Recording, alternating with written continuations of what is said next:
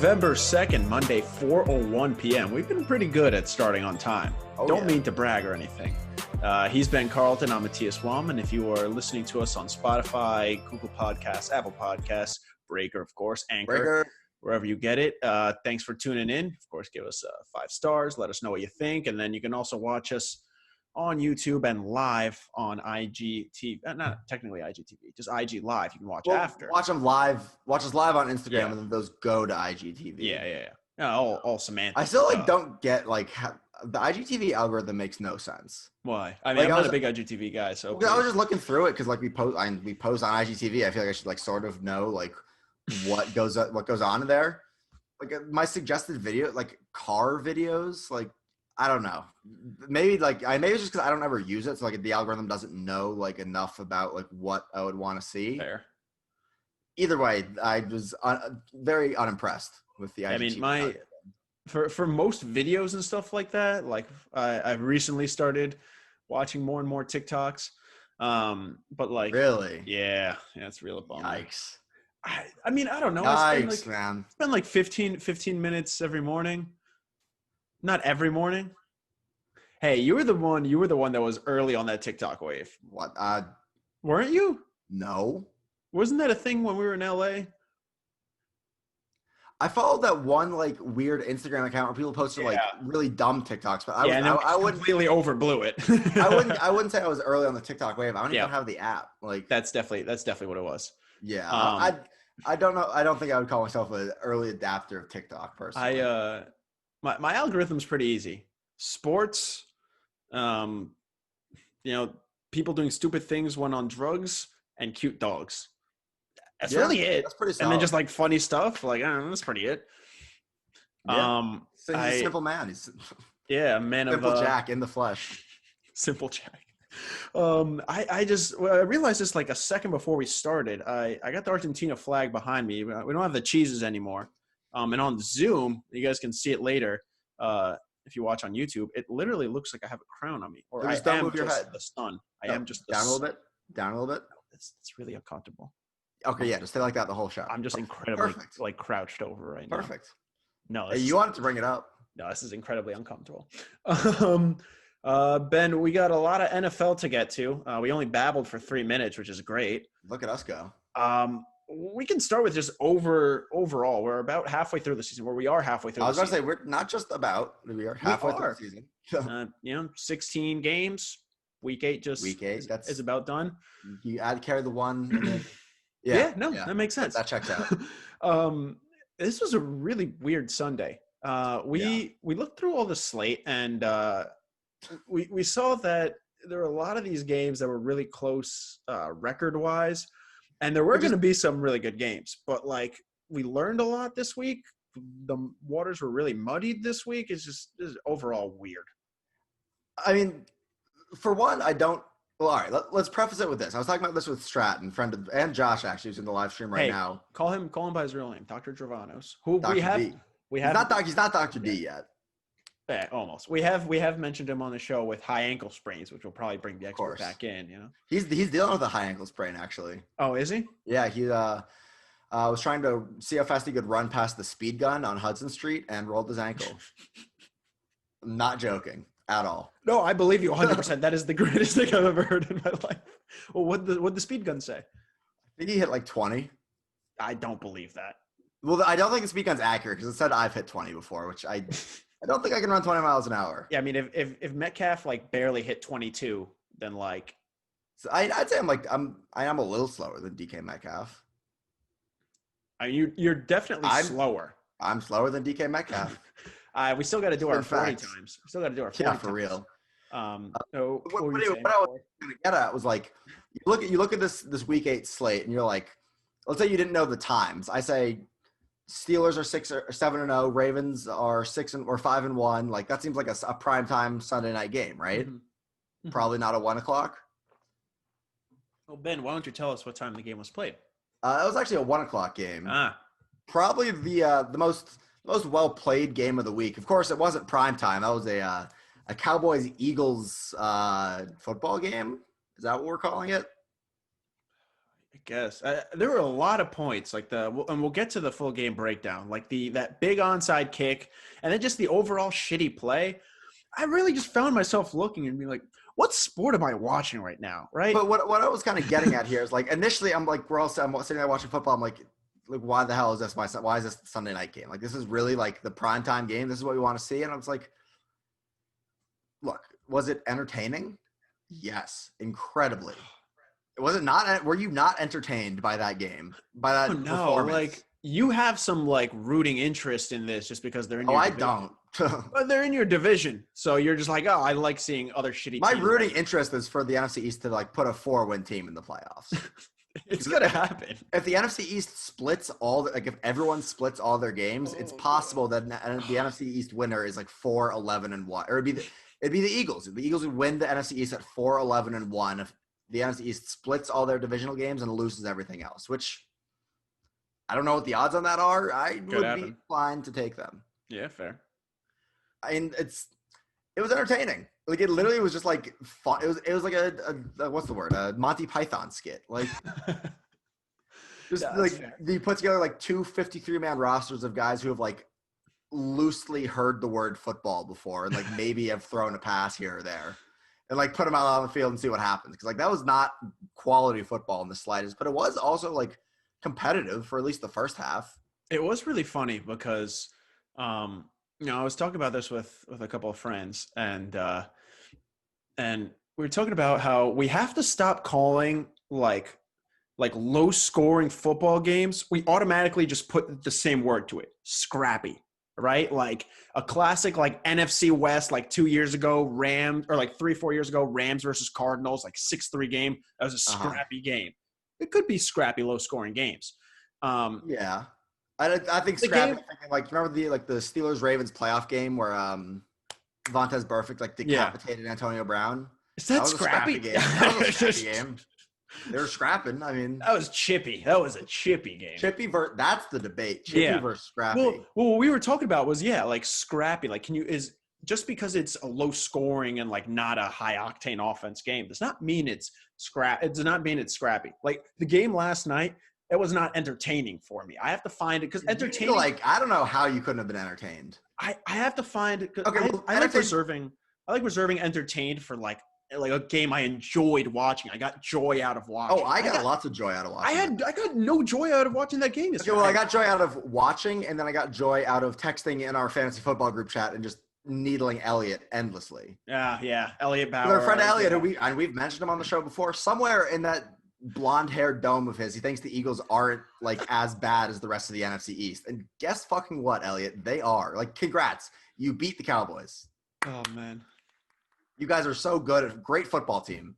I had a great time watching that game. But it was entertaining and competitive for most of the game. Okay, we're gonna, before we move on to actual football games, because we tend to do this often. Like the Cardinals-Seahawks game, that was entertaining and that was a good game. Yeah, high quality football. Last night's game, if I use the word entertaining for that, I feel like I have them in the same category, no matter like how distant they are. But I'm not talking, when I say entertaining, I'm not talking about quality of football. Like, have you ever been? I know, but I don't want to attribute the same adjective to those two games are polar opposites. Like, picture two people that really just like bug you and like maybe aren't like, let's say they're not. Yeah, I can think of two.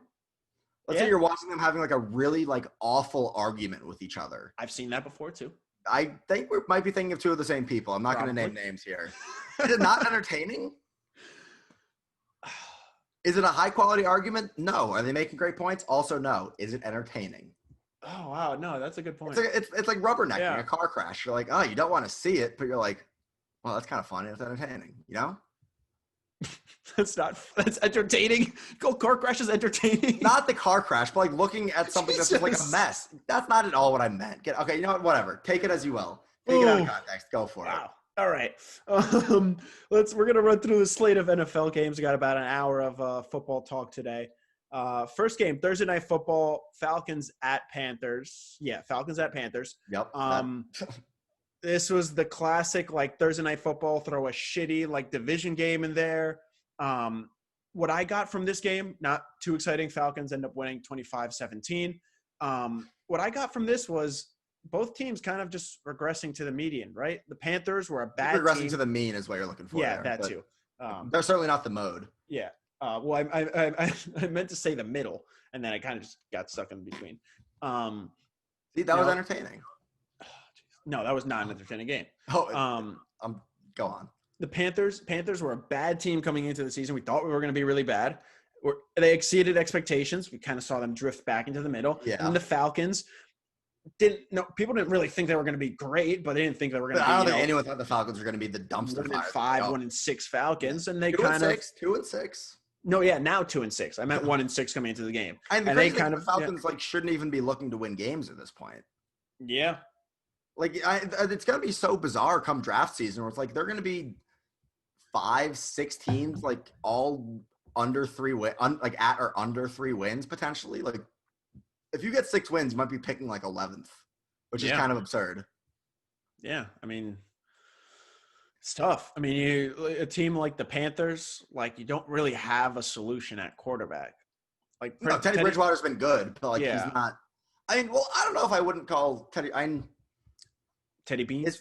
Is he a solution? Sure. No, he's a solution. Not long term, not past probably next season. Not necessarily, but who knows what the Panthers are going to end up picking? Who knows how the draft board is going to sort out? If the Panthers, presumably don't end up with a Trevor Lawrence, a Justin Fields, a Trey Lance type, maybe they take a guy and I'll take a project guy, 3rd, 4th round, but then you keep Teddy Bridgewater around. Clearly, he's a capable NFL starting quarterback. He's not going to light the world on fire, but no, would you rather start Ben DiNucci or Teddy Bridgewater this season? I don't really have to. Exactly. That's he's a serviceable. Yeah. Andy Dalton started 8 straight years for the Bengals. He was never good. No, he had a couple good seasons. Good meaning above average, better than league average. Sure. Is Teddy Bridgewater better than league average on a good day? Yeah, I'd say so. Yeah. I mean, the problem with Teddy Bridgewater, and especially in this game, is that, he had that late interception. He didn't look very good against a bad Atlanta defense. And the thing with Teddy Bridgewater is what's the best you're going to get out of him? You're going to play clean football. You're going to get 250 yards through the air. I don't know, 60, 70 yards on the ground. And that's the best he can give you. Teddy Bridgewater's getting you 70 yards on the ground. That's what I'm saying. The absolute best that Teddy Bridgewater can get you is he breaks off a big read option. Literally Andy Dalton was the starting quarterback for the Bengals for how many years? And what was the best you were ever getting out of Andy Dalton?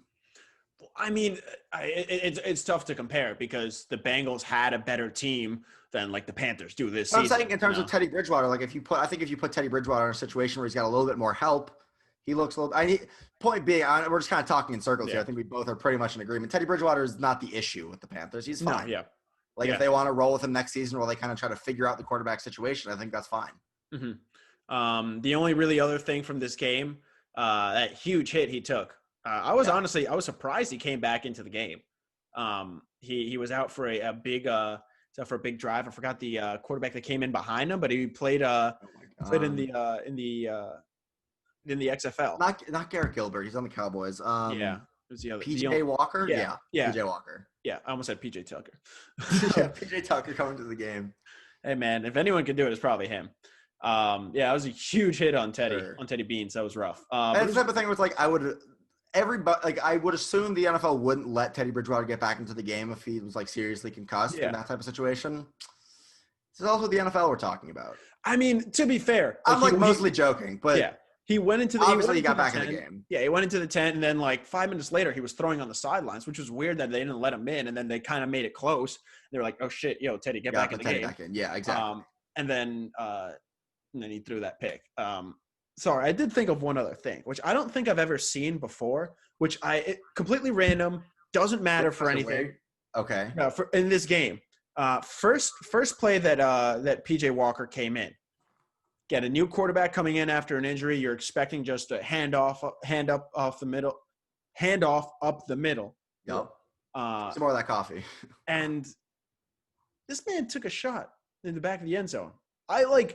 I was so surprised when I saw that. I don't know if I had seen that before. I'm pretty sure that was his first NFL. I kind of get it. Like it's yeah, it makes sense. But I was like, get the nerves out. Let him literally put him in there. And say, all right, go throw the ball 60 yards. I don't remember where it was on the field. Yeah, it was like a 30. It would have been like a 35-yard touchdown. But yeah, I mean, I was gonna say it wasn't that long. Yeah, you're not expecting anyone to take a shot to the end zone on their first play coming in. Probably. But it's also NFL like, hey, it's your first snap in the NFL. Like, fuck it. Just woo.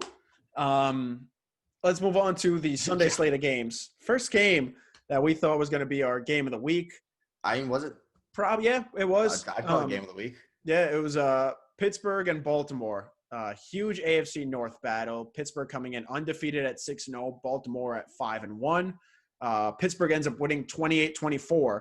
What was your biggest reaction from this game? Baltimore needs a signature win. And like Lamar Jackson needs a signature win. In what big spots have they stepped up? No playoff wins for Lamar, haven't beaten the Chiefs. This would have been a huge spot for them to come in and literally beat the best team in the league. Yeah. And did they look bad? No, they certainly didn't look as good as we've seen the Ravens look. And I don't want this to come off like the Ravens are frauds, to use a word that we love to bring up on the show. God, we really love that. Baltimore Ravens are a really good football team on both sides, on all three phases. Oh, to win in football, you got to win in all three phases. Offense, defense, and special teams. Just ask Joe Judge. Or ask any football coach ever. The Ravens have, in the last year and a half with Lamar, have not come up with that signature win. And this is a huge opportunity to do so. Did the Ravens and the Steelers play one more time? Yeah, well, yeah, they're division rivals. I just couldn't remember if they had played once. I didn't think they had. The Ravens need that, hey, we're here, we're legitimate win. And this is the best opportunity they had all season, and it didn't happen. And it's a huge missed opportunity for the Ravens, too, because, I mean, at this point, the Steelers are 7-0, so they're already ahead of Baltimore by 2 games, and they have the tiebreaker. So when they end up playing whatever week they play later in the season, it's probably like week 12 or 13. It's it's not a throwaway game for Pittsburgh. Obviously, they want to win it just to keep that tiebreaker. But they already have that cushion. They have that. Again, talking about how Baltimore looked yesterday, there were some concerns on their offense. I think since week 2. If I am not getting the stat incorrectly, Lamar didn't have more than 3 designed runs in a game. Really? After week 2. Where did you see that? I think I saw it on Pro Football Focus, your favorite site. And confirm, I believe. Yep, I believe it. Cool. And the Ravens offense looked a lot better against the Steelers. Let's be fair, they outgained them by over 200 yards. Yeah. Unfortunately. When you turn the ball over 4 times, and I'll go through where they turned it over. Right, first drive of the game, pick 6 to Robert Spillane, who was filled in really well for Devin Bush. Yeah, did not expect that. He took it to the house. Then Lamar fumbled it twice again, both of those in the red zone, and then he had another interception within the 30-yard line, within his own 30-yard line, that the Steelers eventually capitalized on and scored a touchdown. Ravens offense looked good, but it was the turnovers again. We also know that this Ravens offense is not really built to engineer these come from behind wins. Every time we've seen Lamar Jackson have to really carry the team with his arm and with his passing ability, not that he can't do it. The dude's the reigning MVP for a reason. It's just not the way this Ravens offense is designed to work. And this is exactly what happened in the Titans game. Ravens go down early. They've got to throw the ball probably more than they would like to. I didn't see that Lamar Jackson designed run stat. I mean, I don't think you're lying. Possibly you might have just completely misread it because we can't read here on the show. But no, I listened to it. So okay, so maybe you did hear it right. If you didn't have to read it, well, I am also deaf. So that is incredibly. It's a complete sidebar. Matias can't hear. It's gotten better. It's gotten better. Goddamn thing. It's gotten better. Do you see what Jeremy just put in the chat? I think I can hear. Since Jones went out, Colt McCoy starts the game. I think you're right, Jeremy. Okay, yeah. Anyway, coming in with the heat. I love it. See, this is what we need, though. We need the fans. Yeah. I love just thinking of people listening to the show on Spotify or just listening to it. They're like, what the hell are they talking about? Why do they just keep saying just random questions? Anyway, we love the live interactions. Yeah. We do. As you were saying about the Ravens. It's just everything other than their lack of a statement win in the last year and a half indicates that they're a really good football team. And I don't think anyone is going to sit here and tell you otherwise. But they don't have that win. They don't have they don't have the playoff win. I mean, you can throw out the first year Lamar was the starter, and obviously, like, that was not the Lamar Jackson we see now. It was a guy who didn't start the full season, was obviously still, like, learning how to be an NFL quarterback. Mm-hmm. The Ravens need to prove something, honestly. Yeah. I mean, and it was encouraging enough that we saw their offense work well. The run game looked really good. They did lose Ronnie Stanley. He's done for the year, which is, it's basically confirmed because, like, they didn't even have to take an X-ray. They just saw it and they're like, yep, this. Oh, and you saw his reaction. Like, he was obviously done for the year. They stretch an offensive lineman out. He's probably done. Yeah. Which we'll see if that still becomes an issue. But yeah, like you said. Well, yeah, the Ravens are so deep and all three phases. Every position you want on the Ravens, they've got 11 great starters and they've got backups on backups. Like, the Ravens went 14-2 last year for a reason, and on paper only improved on that roster. Mm-hmm. And I wish I was bold enough to take Pittsburgh +4 like we had talked about. I ended up not throwing it in, which doesn't make any sense because I had my pick'ems and I had Pittsburgh Pittsburgh to win the game. And I wonder who took Pittsburgh this week. Did you? Yeah. Okay. From the Steelers' point of view, you beat the Ravens. It's great. And you just showed, another way that you can win. I don't know. Is it a little unfair to say they got a little lucky? Because, like, Big Ben did not do a very good job pushing the ball down. There was also that minute where Big Ben was like, someone was like working on his elbow, the same elbow that he had surgery on last season. That must have been terrifying if you're a Steelers fan. Yeah. You're not going to look at a huge win over a top 5 team in the league, a top 3 team in the league, and be like, we got lucky. But, a turnover battle that swings that much, give credit where credit is due. Like Strat in the comments talking about Pittsburgh's defense being top tier. Like, he's not wrong. No, they're really good. And look, this is something we talked about last week, right? These were the top 2 teams in terms of how much they blitz. We said Pittsburgh is well equipped to deal with the blitz because they want to get the ball out of Big Ben's hands as quickly as possible. With Lamar, it's how do they handle the blitz? And the thing with those 2 picks, at least the first one with Spillane, like this first one with Spillane, he just read the route. Yeah, like he read it perfectly. But what starts to happen when you get so much pressure? I mean, they sacked him 4 times. Yeah. When you get so much pressure, you kind of have to worry about that every time you drop back, and that does kind of get to you a little bit. So give credit to Pittsburgh, but this is a game. It's the type of thing where it's so tough to, like, fully parse out, especially when we don't have, like, the all 22 tape. We don't know what guys' responsibilities were in pass coverage or what Lamar was. What was Lamar's primary read? Did someone run the wrong route? Like, we don't know any of that. So it's very difficult to sit here and say, like, it's very difficult to place blame for the turnovers. Mm-hmm.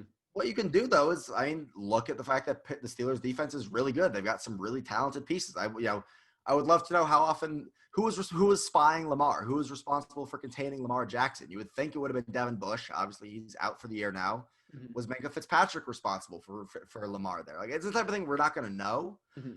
But it's like, does it check out that Pittsburgh's defense would force the Ravens into some turnovers? Yeah, it does. Yeah, no. That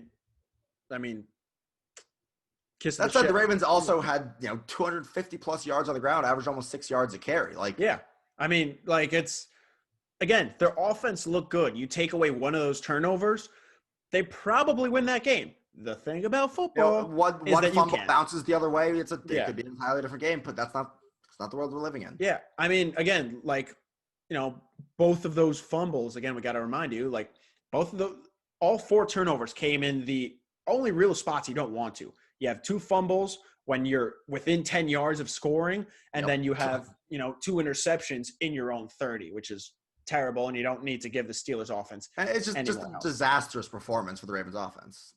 Well, I say that, but, like, not a disastrous performance. You just got to take care of the fucking football, It doesn't matter how well you play. You're not going to win a game. You're not going to win a game with 4 turnovers. Not going to happen. And you're not going to win a game when you fumble in the red zone, like we will talk about a little later with my Patriots. And most importantly, you're not going to win a game when you scored 4 fewer points than the other team.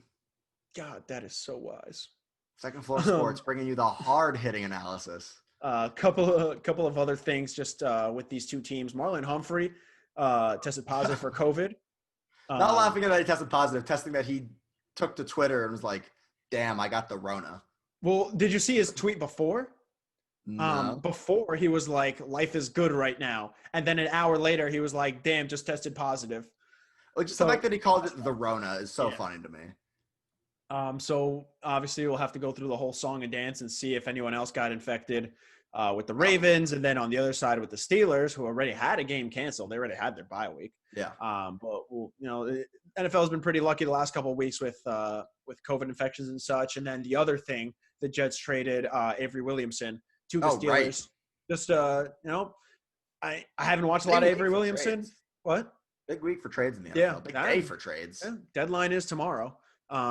It's a good move just to add a little more depth. I was fully expecting there to like not be any real trades in the NFL this season, just with COVID and with the fact that like you so rarely see in-season trades in football. Mm-hmm. We'll get into. There have been some like notable guys getting moved today. Yeah, we'll hit on that as we get to the teams. We'll move on to our next game. Green Bay, Minnesota at Green Bay. 28-22 win for the Vikings. This was classic NFC North. Like, what the hell just happened? I wish I could have watched this game, like fully watched the game live. Like I was on Sunday, I had Browns game on the TV on the 1 o'clock because I was watching with Josh and needed to watch the Browns game.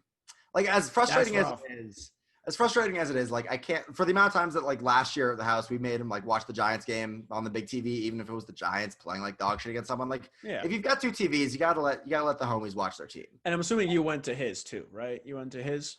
We were up at Strats. Okay.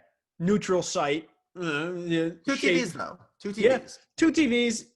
If there's like, if the Giants were playing at one, it's a different story. You got to figure something out. But if your team's Giants not playing one, hey, I had a great Sunday. Yeah, back-to-back phenomenal Sundays where I don't have to watch the Giants play. Literally the only like fan base that benefits from having to watch the Giants on Monday night. Actually, no, there are two. One, the team that plays the Giants, unless you're the Cowboys, and two, Giants fans for not having to watch their team on Sunday. Tonight, watching the Giants lose. Sorry. What I was getting at though, so you had Browns game on one TV, Steelers Ravens on the other TV. So I wasn't like actively watching the Packers-Vikings game. That was the Packers-Ravens. Watching the highlights, I'm just like,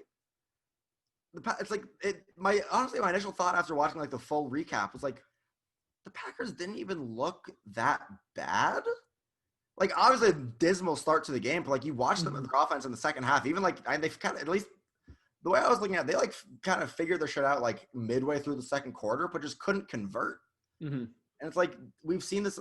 I just don't know what to make about the Packers after this game. Like the Bucs game made sense because the Bucs defense is really good and they had a phenomenal, I think it was a Brett Coleman video on like the Tampa game plan against Aaron Rodgers. Did you see that one? Yeah. Well, they blitzed the shit out of him. Beautiful gameplay. Like a beautiful game plan. It worked. Like, and that makes perfect sense. But like, I guess I'd have to wait for like another breakdown to come out about this game and see like what exactly Minnesota was doing defensively. But like, and did Minnesota just absolutely play the game of their season yesterday?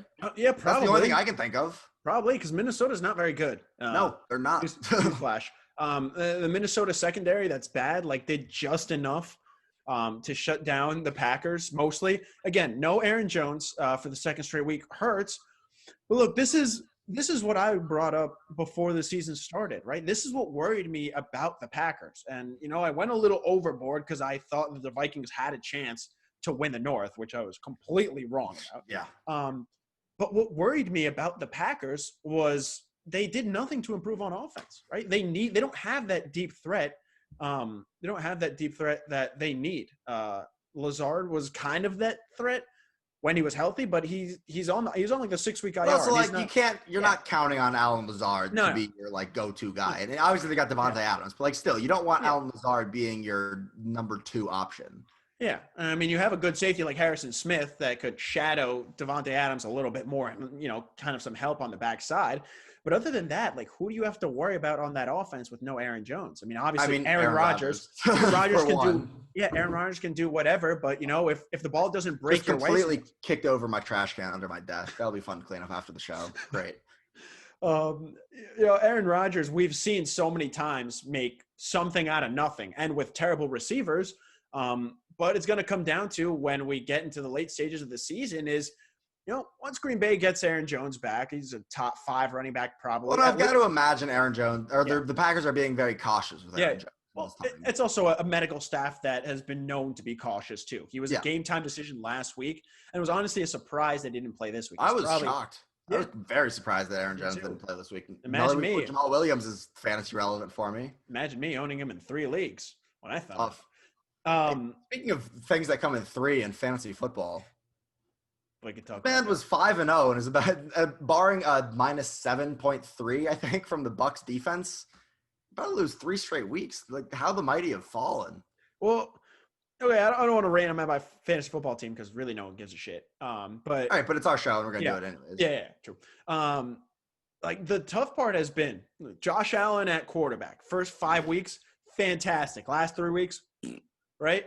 Aaron Jones hasn't played in the last 2 weeks. Derrick Henry has been good, but not been, like RB1 carrier team good. Not RB1 carrier team good. My receivers, Allen Robinson, Bears offense has been abysmal the last couple of weeks. Stephon Diggs had a nice game this week. Not directly too much tied to Josh Allen. I mean, you look at that, like, makes all the sense in the world. Josh Allen declines. Stephon Diggs is getting tagged down. Yeah, that's usually the case. Exactly. I'm not saying anything new. I'm just saying it makes sense. Tight ends between Jonnu Smith and Noah Fant. Injuries and not playing great. And then, at my flex position, I have a very deep bench. I have Tyler Boyd, A.J. Brown, Travis Fulgham, Darrell Henderson. I have great options there, but combos just haven't worked out. Exactly. Yeah, and my team kind of crapped the bed this week. Yeah, I'm projected for like 81 right now. Oh, yeah, you had a rough was it? I think I looked at your score like the first at like 2:00 on Sunday, and I was like, oh, this guy. Yeah, no, I just like 85. Busted out big time. I mean, barring like a miracle from Gronk and Gano, like I'm toast. It happens. I'm not dead. I would have to have like a pretty remarkable Monday night. Hey, I'm not hearing that fat lady singing yet. Look, maybe it's like reverse karma. The last 3 times I've had to fade someone on Monday night, I've lost. Maybe now it's my turn to turn it around. Hey, man, we can make a deal if you want. We're not doing this. Your guys go off. We get the Tampa Bay defense get like a -8. No, I refuse that deal. I want to see you lose. just to wrap up on the Green Bay, Minnesota. Dalvin Cook went absolutely berserk. This is not really anything groundbreaking. When you have your running back rush for 163 yards and then also have 63 receiving yards.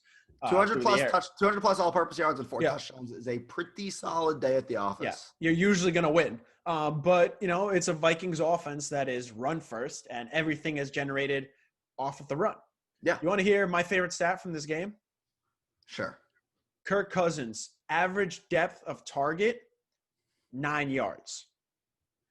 Kirk Cousins. Better than Tua. Yeah. Kirk Cousins, average depth of completion. Like 3 yards? Under 2. Nice. That's obviously hugely. Captain Kirk. I mean, think about the screen to Dalvin Cook too. I mean, it's obviously lots of context that's not there, but I don't think either one of us are going to sit here and bang the drum for Kirk Cousins being a good quarterback. No. The Packers are looking at Will Fuller reportedly at the deadline because the Texans are trying to sell and get any draft pick they can. Obviously. Wouldn't be a bad move. Get yourself a deep threat. Next game. Oh, Jesus. Let's talk about it. Patriots at Bills. So I'll go off my spiel first. The spiel. Yeah. The Yiddish in me.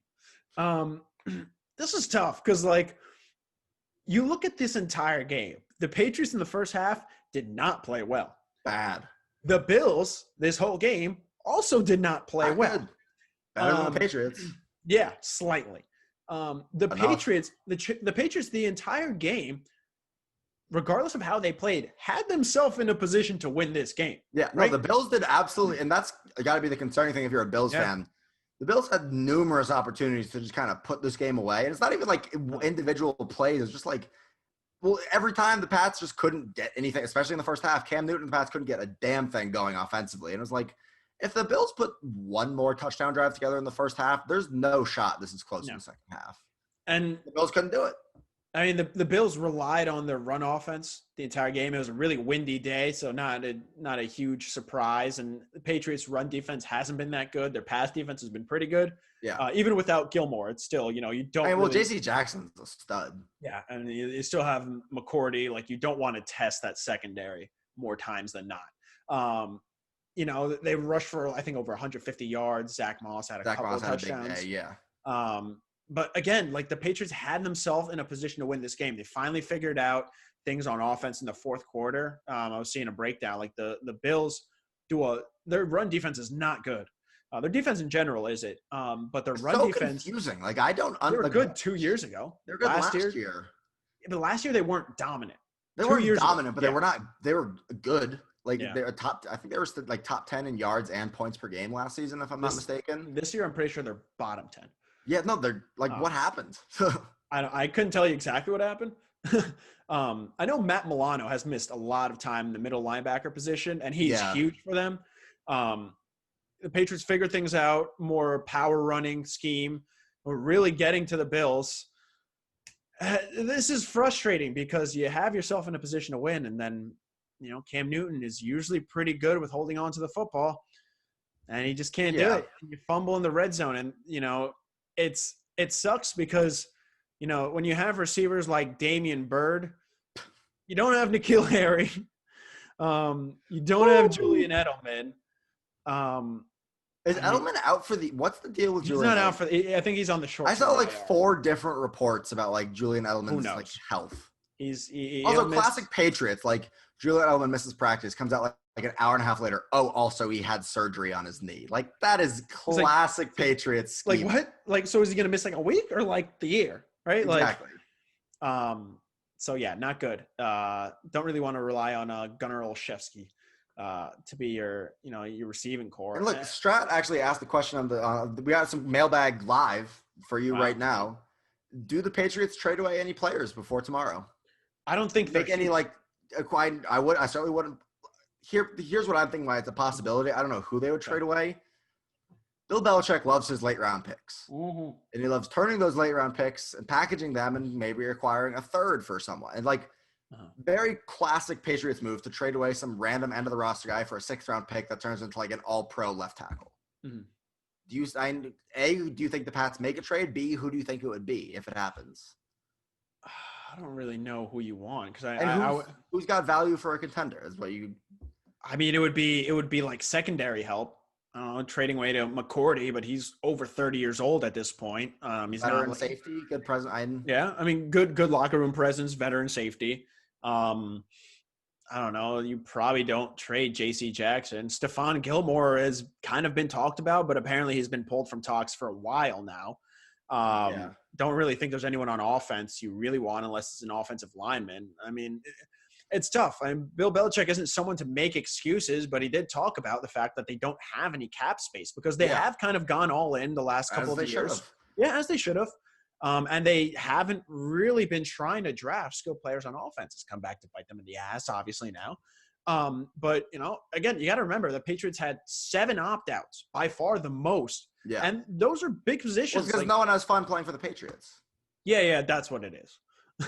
I mean, it's a disastrous season because, which way do you go? It's not a Patriots team that wants to tank necessarily. You're 2-5 and we're into November. What are your best receiver now for 1 to 12 weeks? Who knows?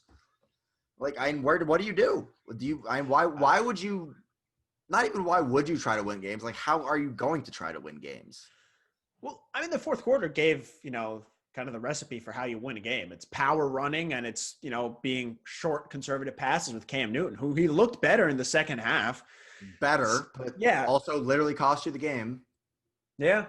But, again, our offense not scoring a touchdown until the second half, the third quarter, and going 8 quarters without scoring a touchdown, that was also a big part. Who runs the Patriots offense? Cam Newton. Is that the answer to your question? Yes, it is. Okay, yeah. Point being, Pat's offense has issues. Pat's defense has issues. Yeah. I honestly, Ben, I don't have an answer for you if they're gonna. I don't think they're blowing it up. It's tomorrow. Not for me. It's for Strat. But yeah, for all the fans, I don't have an answer on what they're gonna do tomorrow if they're gonna try to blow it up or not. But I would imagine they're gonna ship away 1 or 2 pieces, try to get some draft picks. I could totally see the Pats trade one random dude like Jawan Bentley. Trade away like Jawan Bentley. Random. Yeah. And Belichick can't help himself. He's got to be itching to acquire like a 6th rounder, a conditional 6th rounder. Conditional 6th rounder. And we'll move on to the next game. New Orleans at Chicago. There were only three games. What? Fight night. Fight night? Oh, fight night. Yeah, I was like, what? There were only like three games in the late slate. New Orleans ends up taking the game by 3 in OT. We will get to the biggest storyline from the game in a bit. We'll just run through the game itself first. This was ugly. I mean, the Bears suck. The Bears are like, they're still a 5-win team. And this is the type of game, and like the whole 425 slate is just like red zone, thank you. Yeah. Like, thank you, NFL red zone. Because like really none of these games I was particularly dying to watch. Like it's only 3 games. I was like, okay, maybe I will want to watch just like one game. That's exactly why we have NFL red zone. Well, what were the 3 games? It was Chicago, Bears, New Orleans. Where's the scoreboard? I had it up earlier. Where'd you go? Who else played? San Fran, Seattle. Yep. And then the third one was Chargers. Broncos. Yeah. And that turned out to be the only entertaining. Bears Saints was entertaining. Yeah, it's a good game. Here we are, Scrappy. right back to Scrappy. Right back to the entertaining debate. But that was at least a solid game. That was a solid game. And honestly, like Sunday Night Football last night was genuinely one of the worst games I've ever seen. Look, we asked so many questions like, are the Bears legit? Are the Bears legit? Are they for real? The answer is no. The answer is no, but they like kind of looked better in this game than they've looked in some of their wins this year, in my opinion, at least. Fair. Let's hang with the Saints offense in New Orleans in the Superdome, where the Saints are so good at home. Drew Brees is so good at home. They hung with him and took him to the end of overtime. Like, I mean, who was it? Eddie Jackson that almost picked off Drew Brees in overtime. Like that probably should have been. That probably should have been a Bears win at that point. And shoulda, woulda, coulda. Like it didn't happen. Yeah, no, but, for sure. It's literally the type of play that can win or lose you a game. Let's not forget too that the Saints are playing without their 2 best receivers. Yep. Still playing with Drew Brees and Alvin Kamara. Yeah, I mean, what version of Drew Brees is like enough to win you a game anymore? This one, apparently. Yeah, I guess. I mean, the Bears literally had one guy they had to cover, and they couldn't. For some reason, they kept putting – Khalil Mack is fantastic. Yes. Putting him on Alvin Kamara is not a good idea. Like, Alvin Kamara had that huge, like – you got to – They ran a classic halfback angle, like cheese play on Madden. Classic. Love it. And one of my favorite plays on Madden, I think. That mesh corner strikes, even if it doesn't work, they're just very aesthetically pleasing. Before we get into that, Kamara, 9 catches, 96 yards, 13 targets, and had 12 carries for 60 yards. He's their number 1 receiver right now. Yeah.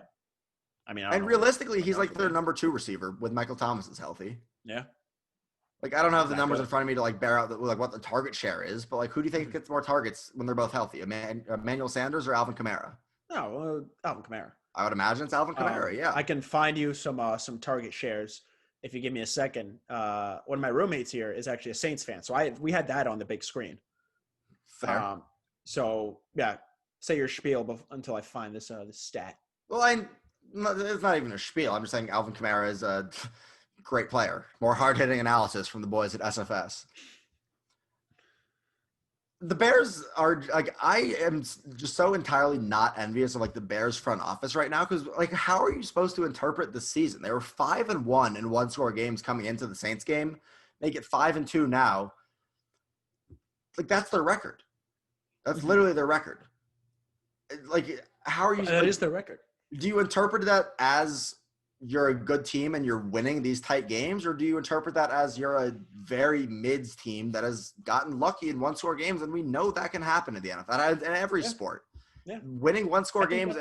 Like, you remember, this is a bizarre analogy talking about baseball here. I think it was like, remember that one year where the Orioles were like, they won the AL East? Mm-hmm.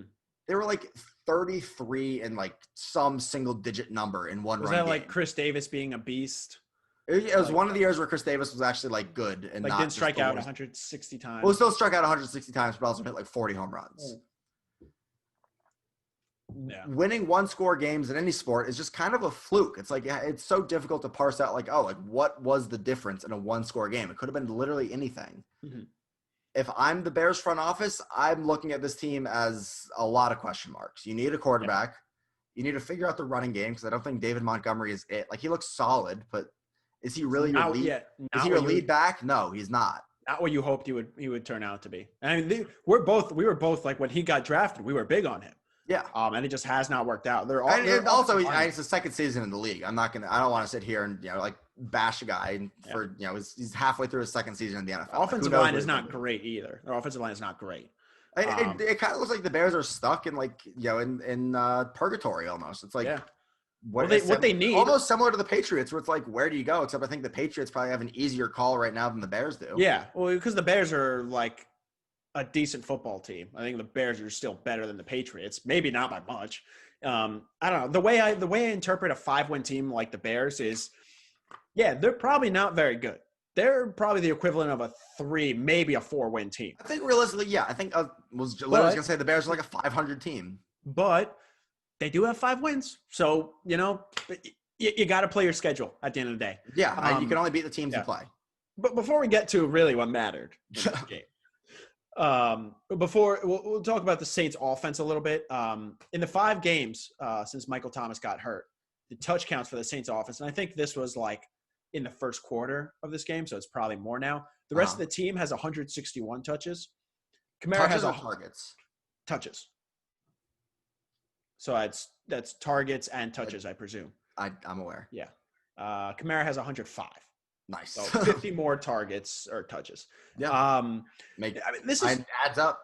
Makes perfect sense. Yeah. This is encouraging, however you look at it, from the Saints offense, because at this point you're just buying time until Michael Thomas gets back and Emmanuel Sanders gets back. But then you also have to look at, like, can we compete with the Bucs and the Packers and like the elite teams? Bucs. My best guess would be a resounding no. Yeah. Bucs Saints next week. We're going to find out. The Saints won their first game. That was with Michael Thomas, but the Bucs had so many new pieces. They kind of had to figure it out for a couple of weeks. And the Bucs are a better team by far than the Saints are right now. Not saying anything shocking there. No. Okay. Let's get into what we came here to talk about. Ben, you want to, I feel like you should lead this off. So first of all, have you watched the John Boy breakdown? No, I didn't watch the John Boy breakdown. You gotta watch the John Boy. I'm sorry, breakdown. I don't have my like notifications turned on for when John Boy tweets out. It's just a subscription. I don't have the bell on. Okay. It's just notification. I'm subscribed to him on YouTube, so I see his videos like right when I sign into YouTube. Big YouTube guy, by the way. Too. I am a big YouTube guy. Such a dumb reason to fight. Like such a dumb instigation. Like pulling a dude's mouth guard off his helmet. Like, oh wow, dude. Like, what are you gonna do? Like when. Who was it? When Aqib Talib was snatching Michael Crabtree's chain twice, that's disrespectful. Yeah, that is a great reason to fight someone. That's a great way to instigate a fight. Like you want to be like blatantly disrespectful. Well, they tried. Take the chain off a dude's neck. He tried to snatch his chain in this fight too. But did he? He failed. Exactly. Well, didn't Michael Crabtree eventually tape his chain to his chest and Aqib Talib still snatched it? Snatched it. Yeah. Like, that's disrespectful as hell. And, obviously that was the intended goal, was to disrespect Michael Crabtree, and he got the job done. Yeah. He put a sorry-ass receiver like Michael Crabtree. Wow. I was not at all expecting that line. You got to always expect the unexpected. Look, I just don't – like, what was Javon Wims trying to accomplish? That's what keeps going through my mind. Like – that's what keeps you up at night? Basically, yeah. Yeah, that might be a slight exaggeration. Wow, it's almost like, punching someone that has a helmet on is not a good idea. One thing I was noticing from the John Boy video, and I think NFL players have started to like realize this. Closed fist punching a dude in the helmet, bad idea. Gotta go open the heel of your palm is the way. Yeah, it's basically like a really violent stiff arm to the helmet. That's if you're gonna punch a dude with the helmet on, that's the way to do it, obviously. Yeah.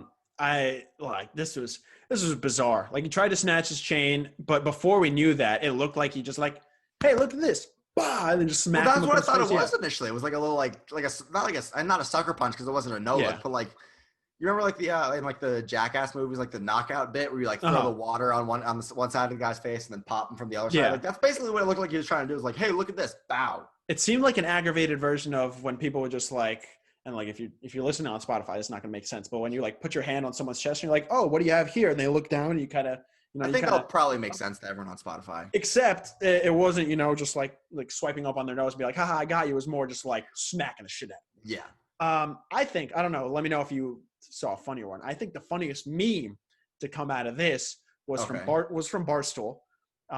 First time for everything. Yeah, no, right. and it was trying to fight unsuspected pedestrians in Grand Theft Auto, which was the funniest thing because, actually no, there was a tie at the top. Whoa. Because Gardner-Johnson, after he got hit the first time, he was like, one of two things going on in his mind. One, it was like, bro, what are you doing? And two, it's like, wait, why is this happening? Or like, why did you just punch me with my helmet on? Well, the reason I say you got to watch the John Boy videos, because I didn't even realize initially, the initial like mouthpiece yank was like 8 minutes of game time. Yeah, and then there was like the finger poke. There was the finger poke too. Right. And apparently, but like, I heard so much actual game time elapsed between all these like instances. You don't realize that, and you think it's just like a one-off fight, but it wasn't. I heard I was listening to Bill Barnwell this morning too. I don't know. I just slurred his last name. Barnwell. Bill Barnwell. Apparently, this was going on last year too. Like, So apparently, Gardner-Johnson last year was making fun of how short Tariq Cohen is. And apparently they started, which is hilarious. And they started scrapping over that apparently last year a little bit. So maybe this didn't come out of nowhere. Oh my god! I think Strat's trying to correct me here. He said it was 11 minutes of total actual time. Whatever. Okay, yeah, a decent amount of time between all the instances. Yeah. And then the second funniest meme I saw was like those two arms like holding each other. Yeah. And it was punching C.J. Gardner-Johnson, and it was Michael Thomas and Javon Wims both holding each other. Because remember, Michael Thomas he got suspended for a game. I think the GTA one's a little bit funnier. If you ever played Grand Theft Auto and you understand attack random pedestrians, because Gardner-Johnson's reaction to the first punch was just like so like deadpan. He's like, what? Yeah. And then got popped again. And it was like, what? It was like I'm not reacting to this. Yeah, smart play. Yeah, no. Wims got suspended 2 games. I don't think that really impacts much. Next game we're going to talk about Rams at Dolphins. Shit, man. Remember we thought the NFC West was the best division in football? Most competitive, yes. Not for long. No, the Niners are toast. We'll get into why the Niners are completely toast at this point. We also thought that the first time, and they're like semi-toast. Now they are completely dead. The Rams, how do you lose this game to the Dolphins, to Tua in his first ever start? Well, I thought the funniest thing was, and rightfully so, the whole conversation going into this game was, what's Tua going to look like? Did they make the right decision? This and that. And then Tua literally couldn't have had less to do with this game. I don't even think he made it to 100 yards. No, but he didn't have to do anything. I think he went like 12 of 22 with like 90 yards. Threw his first touchdown, which was awesome to see. It's cool. A point I didn't think about, because we both kind of came to the conclusion that this was the right choice, right? Yeah. It sucks for Ryan Fitzpatrick, and maybe not the right move in terms of the team's success, but it was never about how the Dolphins did this year. Yeah. Another thing about this is the fact that the Dolphins have 2 of the Texans' first-round picks, right? Yep. You have 3 quarterbacks that are going to go. Bill O'Brien, what a guy! Shout out B.O.B. You have 2 first-round picks, and you have 3 quarterbacks that are going to go in the top 10 probably in this upcoming draft. You got ammunition. Yeah. I mean, the Texans are they're not going to have the number 1 overall. Where are you going with this? Let me finish. They're not going to have a number 1 overall. I think I know where you're trying to go with this. The Dolphins are going to get a top 5 pick probably.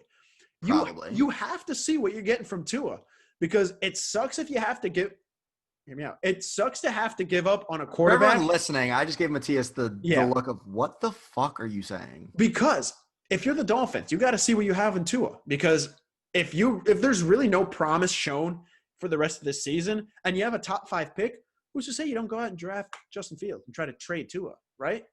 Everyone actually is saying that. I don't know, dude. I think unless you're drafting Trevor Lawrence, I don't think they'll get the number 1. Where are you coming up with this theory? Have you read anything that would indicate the Dolphins are going to move on from Tua? No. After they drafted him 4th overall. I'm not saying they have to move on from him, or they're even considering. I'm just saying it's a good thing to get him out there and see what you got in him. I don't think that's based on anything feasible. I think Schefter. If the Dolphins didn't think they had anything Hey, if the Dolphins didn't think Tua was worthy of starting, they wouldn't have started him. Clearly, they think he's going to be a starter. Unless they literally end up with the number 1 overall pick, they're not trading Tua. All I'm going to say is I was just throwing it out there because I saw you should not have said an article from Shefty that had an anonymous Dolphins source saying they want to see what they have. Whatever, make of that. Obviously, they want to see what they have. They're not going to trade him. That's what I'm saying. If you've got a top 5 pick, take a wide receiver, take an offensive lineman, take something to help. Jamar Chase looks like he's a fucking animal. The LSU kid. Yeah, fair. We're not going to see him. Not going to see him this season, unfortunately. Still looks like he could potentially be a top 5 pick. It depends how the board shakes out. And could be 3 quarterbacks of the top 3 again, like we saw, or top 5. Yeah. Yeah, exactly. You know what I'm saying. Yeah.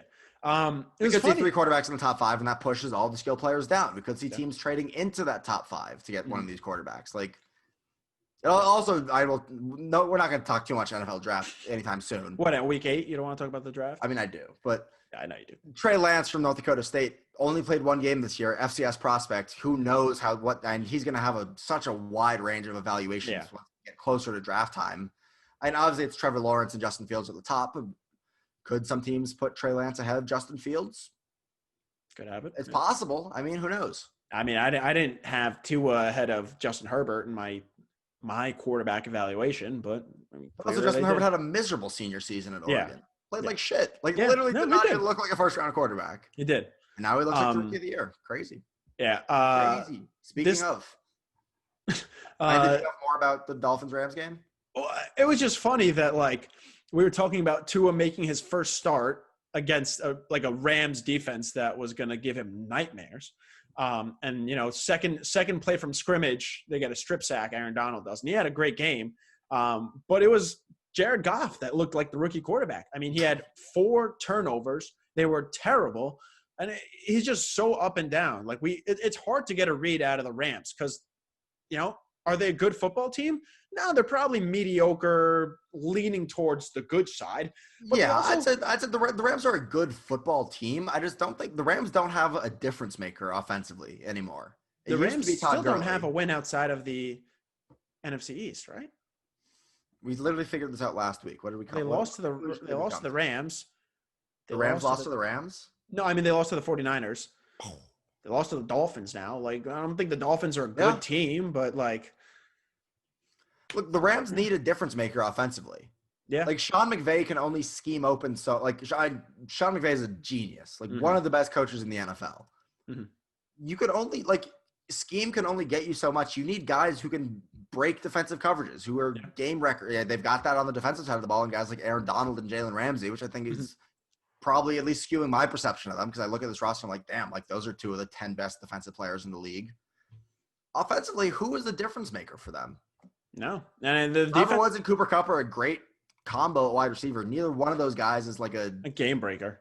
Neither one of those guys is taking the top off the defense. I can tell you that much.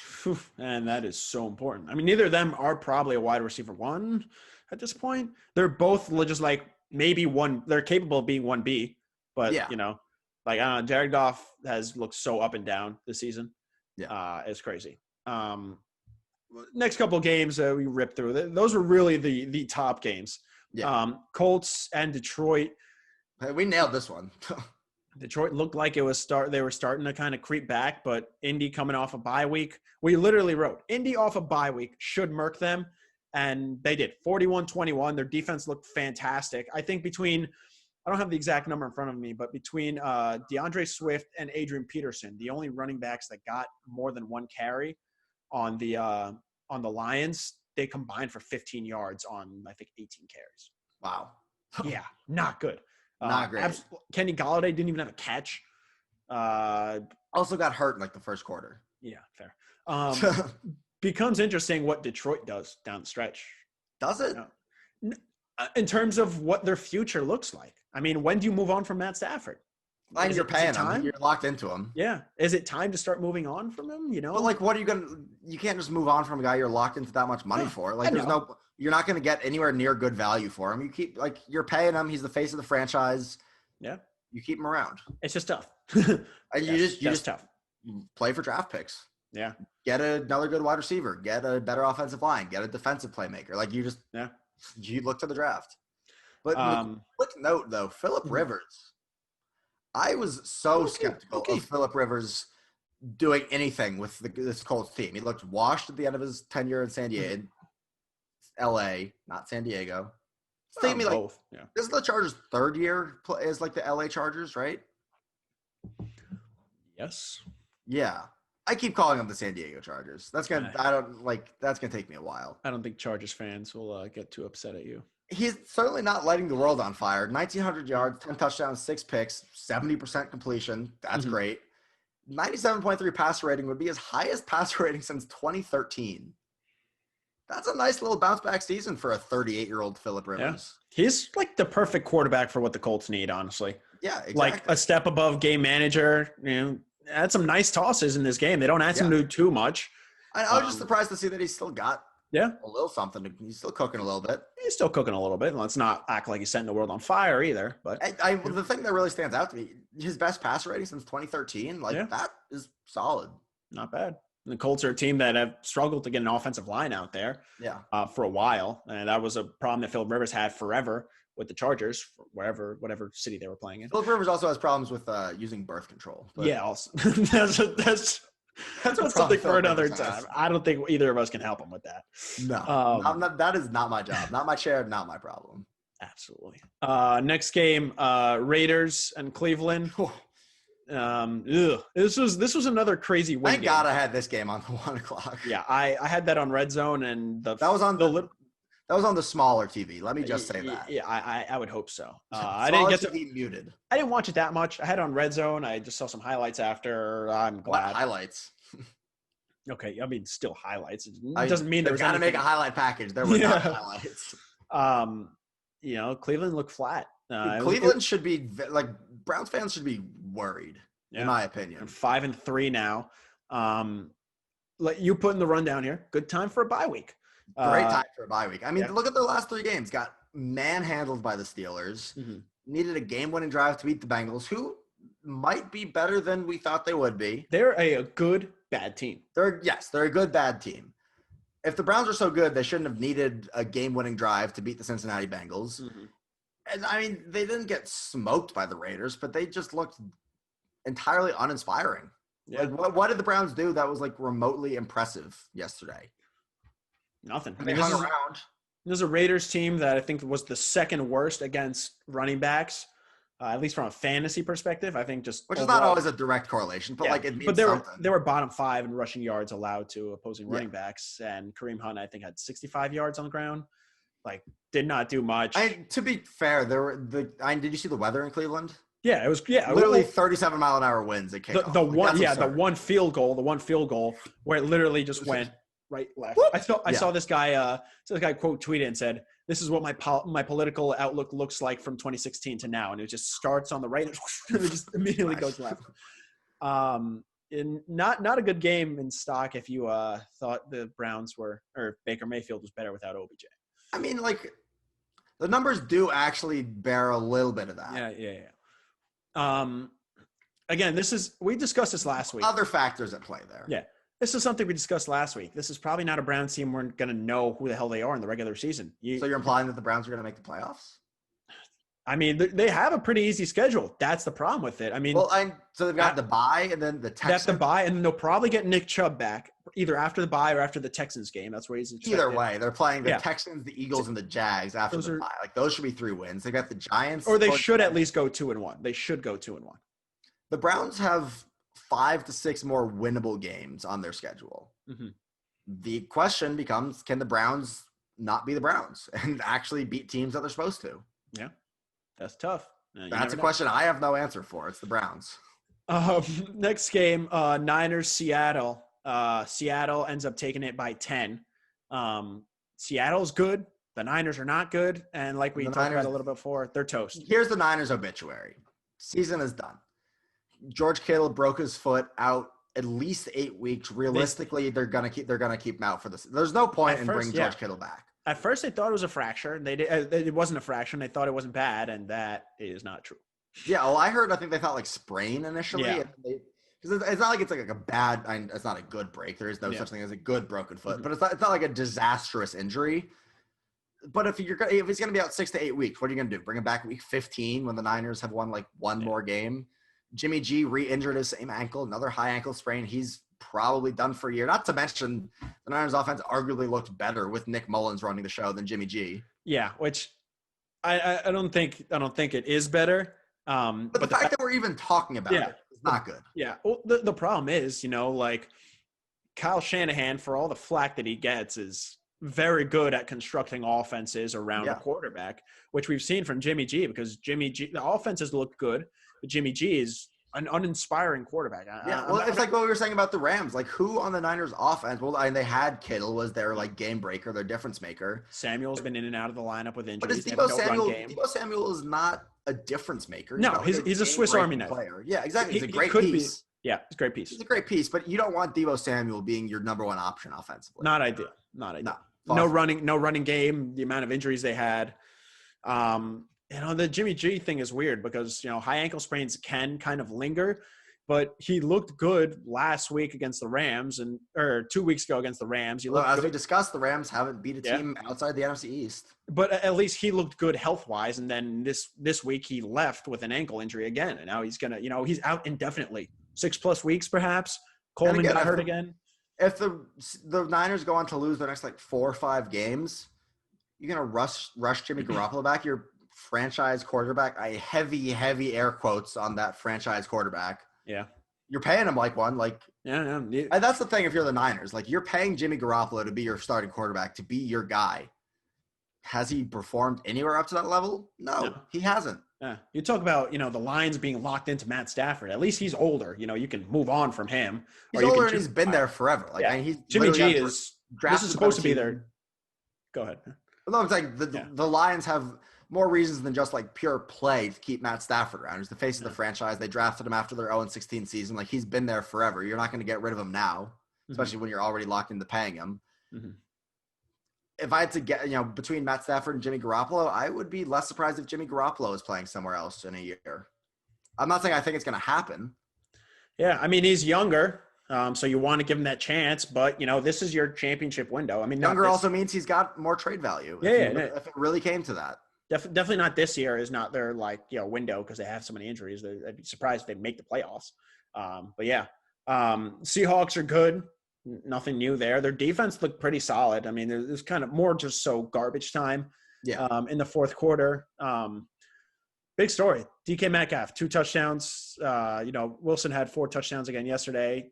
Keeps pushing himself in that MVP chase, but Mahomes is very much in that conversation as well, which is no surprise. But again, it's a narrative-based award, and I think I've at least on my Twitter feed and when articles I've been reading, everyone is talking about the fact that Russ has never gotten a single MVP vote. Yeah. I think that's honestly helping his case. Yeah, no, absolutely.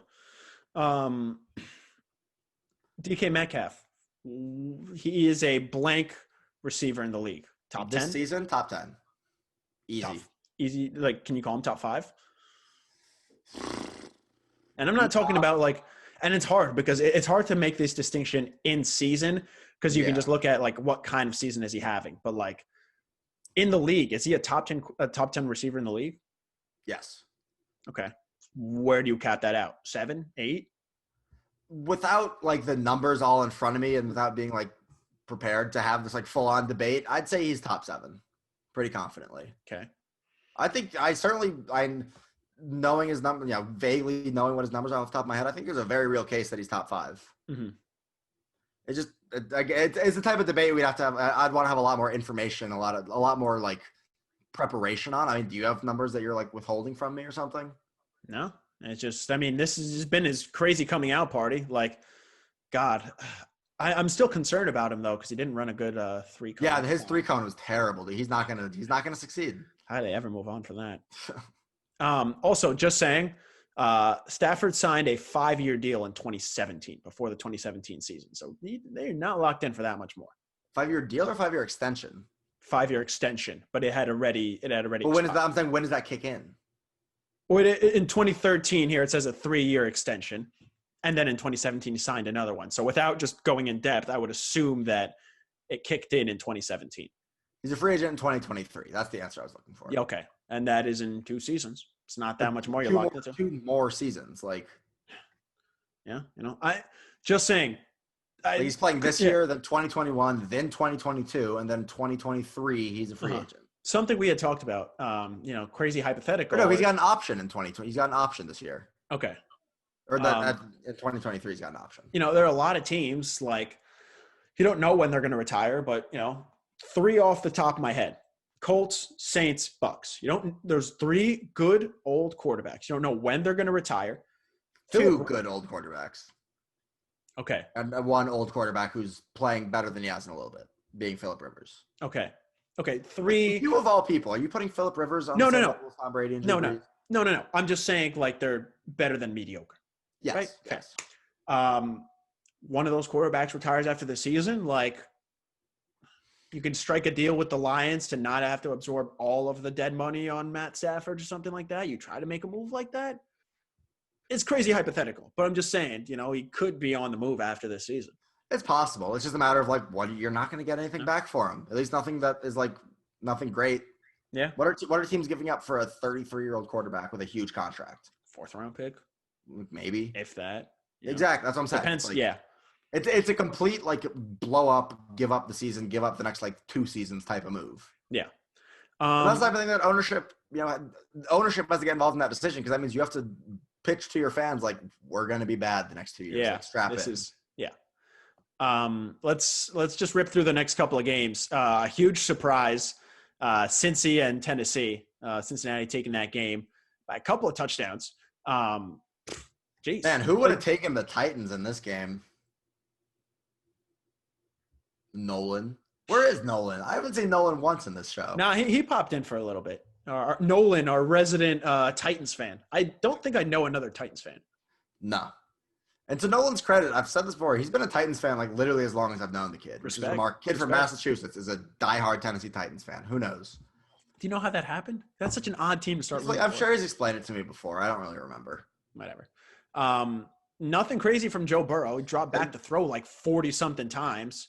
250 yards, 2 touchdowns, no picks. That gets the job done. Yeah. If you're the Bengals, I hate to say it, but you got to try to lose some games, man. Because you need a top 5 pick to take like a good like blindside like offensive tackle. You mean Bobby Hart's not going to be the offensive tackle, the left tackle of the future for Joe Burrow? No, I don't think so. The guy who got cut from the Giants isn't going to. Yeah, it's so funny because like it's an offensive line that I don't know, it might be one of the worst offensive lines I've seen. I don't have like a database in my head of like the bad offensive lines. I know you probably do. Yeah, the Giants the last like 5 years. But like they're so bad that like a replacement offensive lineman might be better than who they replaced. Like all jokes aside, Bobby Hart got cut from the Giants and he's now starting for the Bengals. Like that's not good. Rough. I'm looking at the Bengals schedule. It's like winnable games that pop out to me. They got the Steelers. They got the bye, then the Steelers. Mm-hmm. Presumably that's. But also like keep this in mind. I would have said Titans was not a winnable game for the Bengals at all. Yeah, I wouldn't have called it a winnable game. But Steelers probably beat the football team. They probably beat the Giants. They probably beat the Bengals or the Dolphins. Like those Bengals beat the Bengals. Bengals beat the Bengals. So the Bengals beat the Bengals, and the Titans lose to the Titans.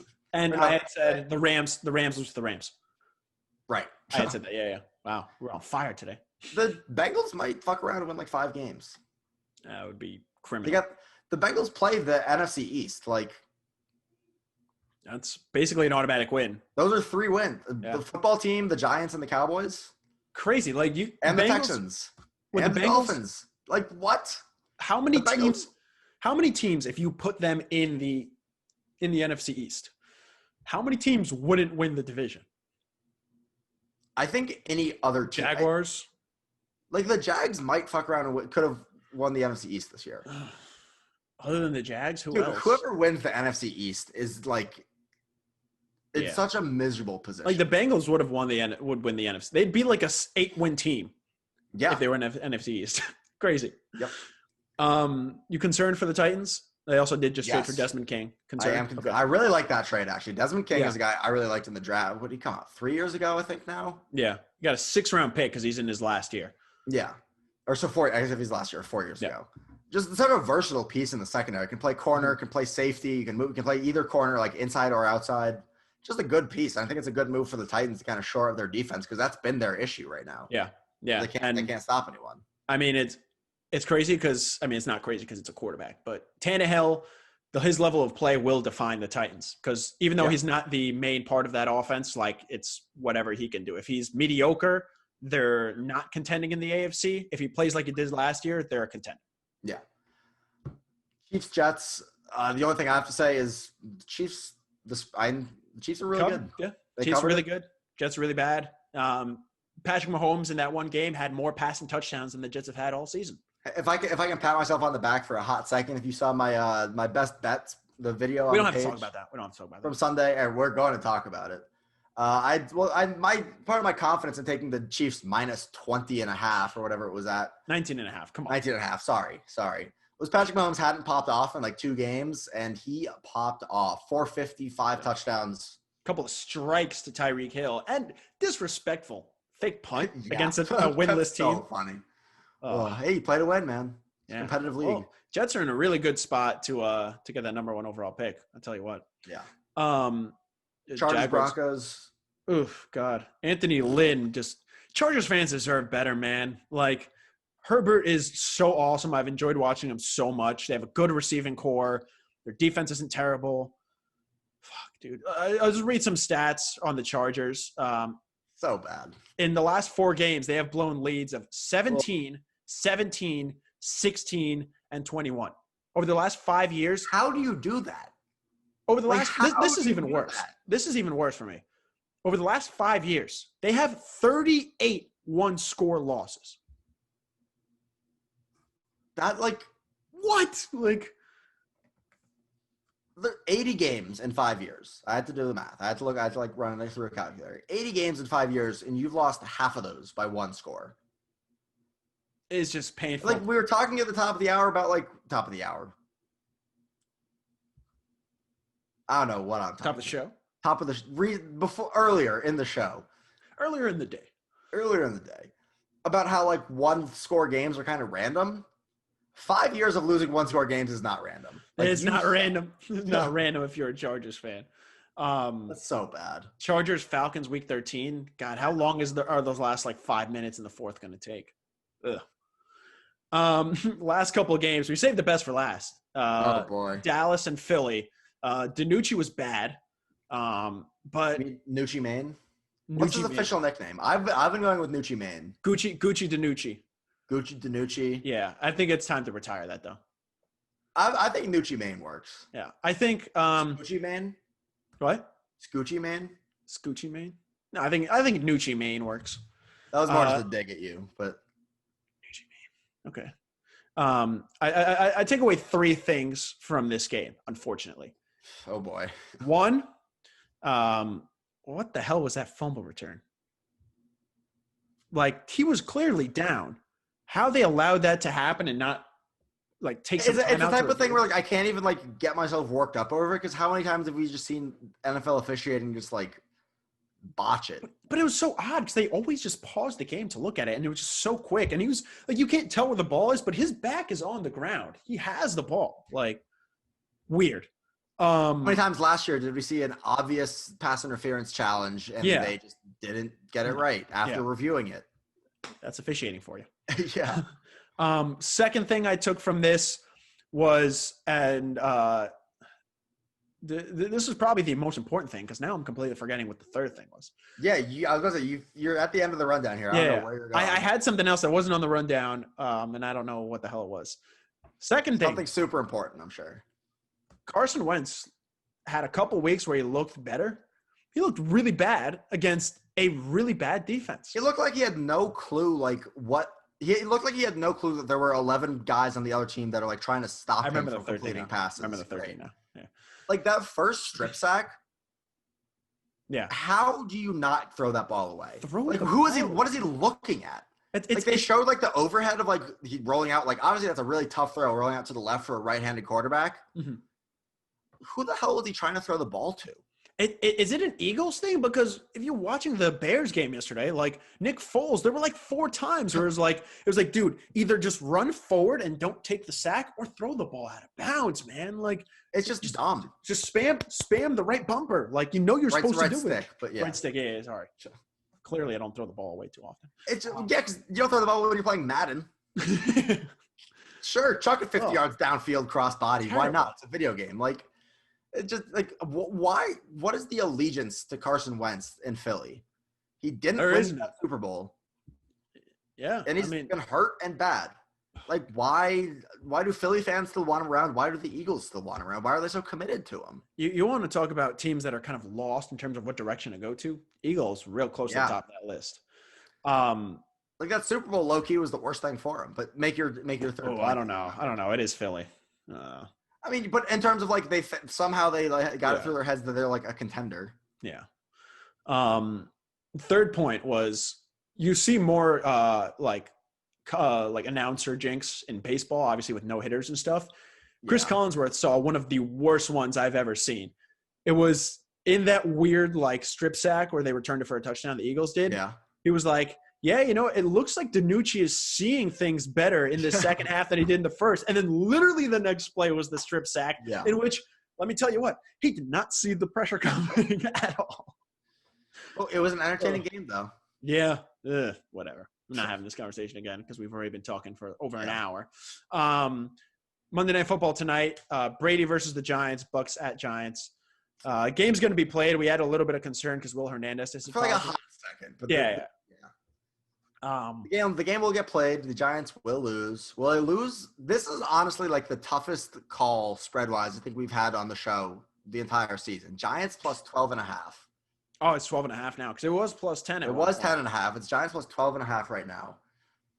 That's tough. Every part of me wants to take the Giants. Every part of me wants to take the Giants. Because there's like a sliver of a possibility it goes that way, but there's like a 95% chance they get blown out by like 25. But the Giants' defense actually isn't terrible. It's not great. It's like very like aggressively mid, but it's not bad. And as much as it's like fun to joke about, like Brady has issues playing the Giants. Yeah, it's just true. That's literally the only storyline worth looking at in this game. The other only storyline I'm looking at is I need like a vintage Brady Gronk. I need a vintage Gronk performance in the main league. In my other league, as long as Brady and the Bucs defense don't combine for 65 and half PPR, I should be good. But honestly, I'm a little worried. You'll probably be fine there. Probably, but I'm a little worried. Like, I don't know. Realistically, I think the Bucs smoke the Giants. But... Yeah, realistically. Our bets. I could start with mine. I had Nofer. I went 0 for 3. I don't know why I just completely forgot to send you the Colts bet and the Steelers bet. But the ones I even asked you before Sunday morning. Yeah, I just completely blanked. I had Panthers -2. I mean, to be fair, I think you sent me your bets at like 1:30. Well, because I had work Saturday night, like into Sunday morning. I had work from 5 p.m. until 12:30. Yeah.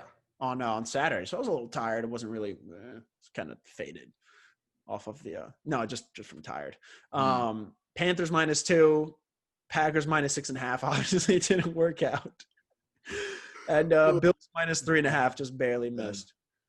Ben, you had a nice week. I had a nice little 2-in-1 week. I texted you saying I thought my bets were all going to flop because the Chiefs didn't cover till like the third quarter. Like it was looking in doubt. It was looking in doubt. But it was just looking like the Chiefs were just packing it in. Yeah. And then they hit like another like 40-yard bomb to Tyreek Hill, and then they covered. Yeah. And then Steelers was also in doubt for a second there, but they clutched it out. And low-key, the Steelers was only in doubt for like the first half. Once we got into the second half, and I was like, this is very obviously going to come down to a one-score game. I was pretty confident in the Steelers there. Mm-hmm. Titans shit the bed. Yeah, really did. Straight shit. It's impossible to blow out that Cincy team, man. That's really the thing. They'll keep up. Yeah. We'll have our power rankings on Thursday. Spoiler alert, Steelers are going to be number 1. Yeah. Huge surprise. Let's talk some baseball because we had some qualifying offers going out. Free agency starts today. Yeah. They had the qualifying offers were for DJ LeMahieu, George Springer, JT Realmuto, Trevor Bauer, Marcus Stroman, and Kevin Gausman.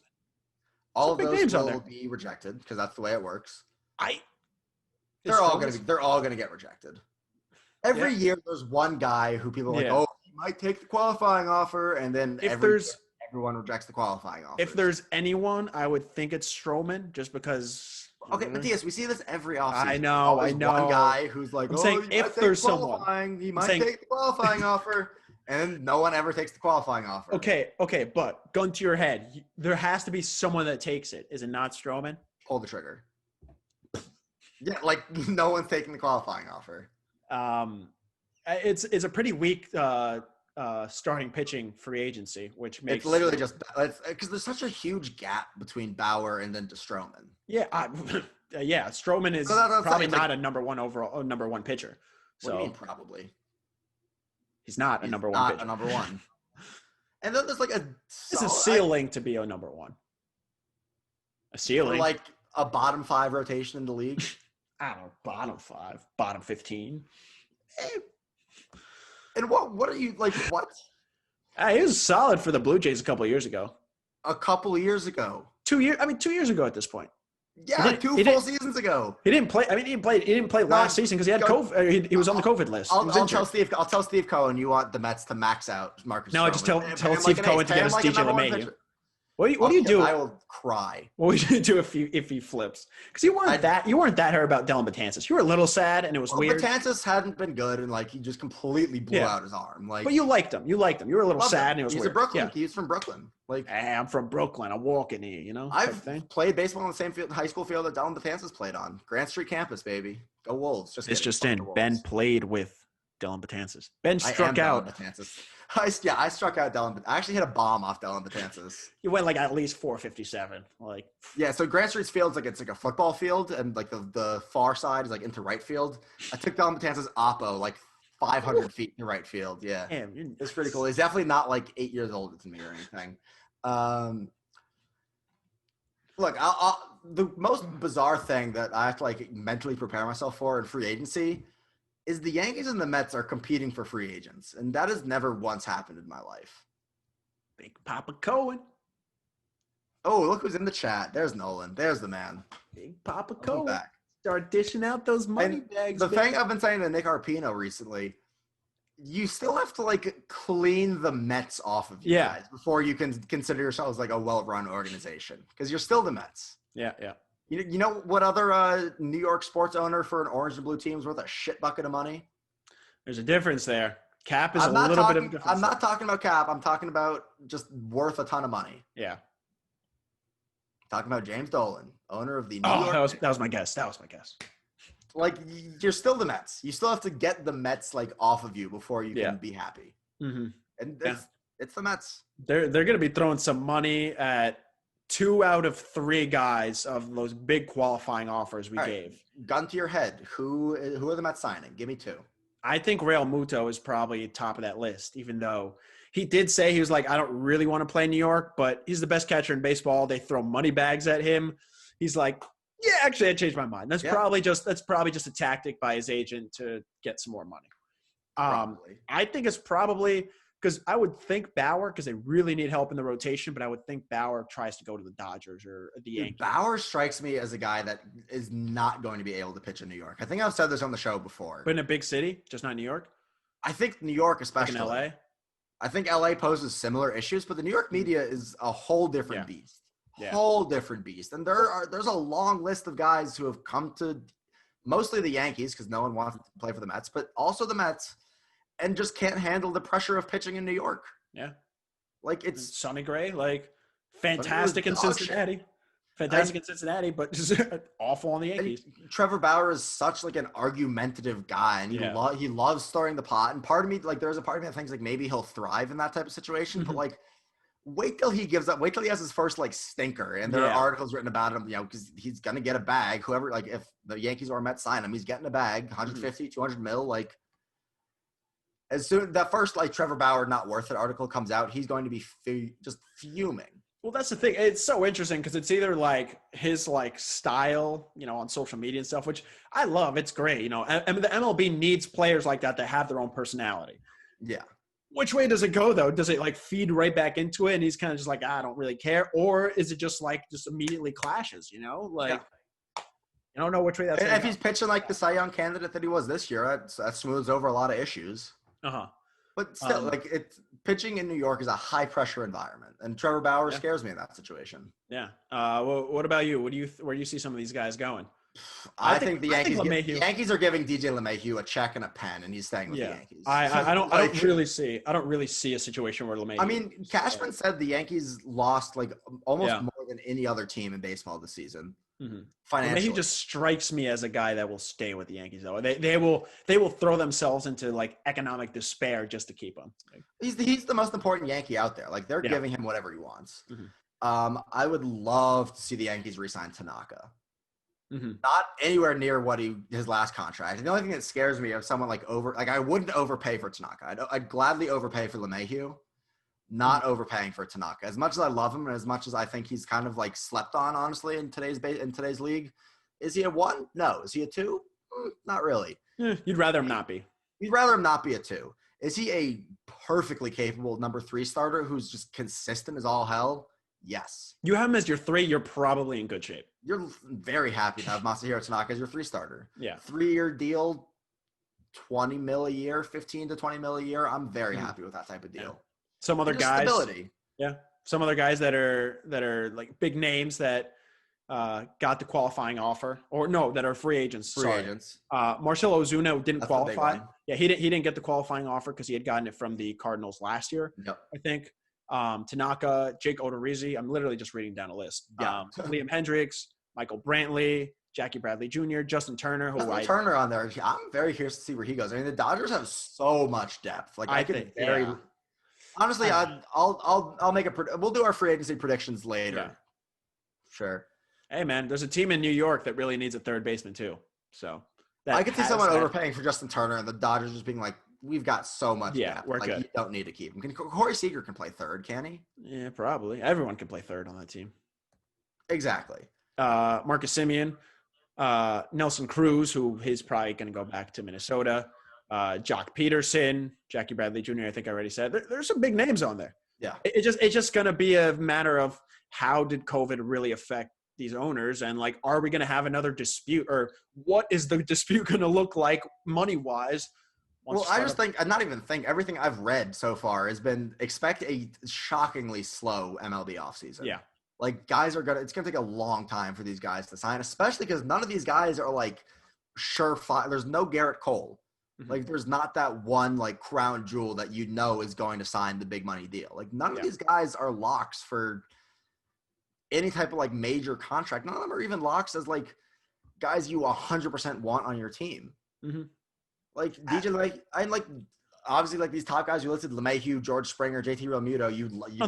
I don't think anyone would be mad with Ozuna and Liam Hendricks, and Ozuna scares me a little bit as a 1-year spike type of guy. He's really good, but his most recent year with the Braves, he set his highest WRC plus by 30 something points. Is he real? Is that Marcell Ozuna now?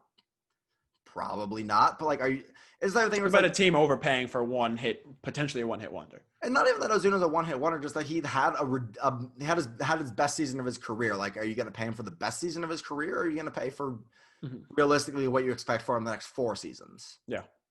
Well, I don't think Marcell Ozuna is leading the league in WRC plus the next 4 seasons. Let me put it that way. Damn. You know what WRC plus is also? That's a bold take. I think so. Runs created, basically. Yeah. That's a bold take. It's going to be a very slow offseason. Yeah. Anything else? That's all I got, Chief. You got been watching any fun shows or hear any albums you like? I've been watching Nate stream on Twitch. That's been my go-to lately. I've had it on, and then I usually just put it on just to give him the extra viewer, and then I accidentally I forget that it's there, and I've never actually seen any part of it. You should. It's good stuff, and it's funny. Yeah. I'll give you the mic here. You got something growing on your face, it looks like. Yeah, I got the stash. This is my little shameless plug. Every year I do a Movember to raise money, fundraise for mental health, men's suicide prevention, and prostate cancer. I've raised over close to $1,200 over the last 3 years. I got a goal of $500 this year. I'll throw the link on our Twitter and our Instagram and on on the Spotify page. Any donation counts. It's been a tough year mentally for a lot of people. Yeah. Wallets are a little tight though, so anything helps.